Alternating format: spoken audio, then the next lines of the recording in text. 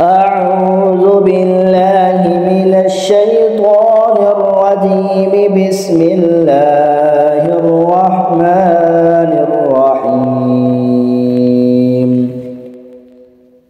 القارعة ما القارعة وما أدراك ما القارعة يوم يكون الناس كالفراش المبثوث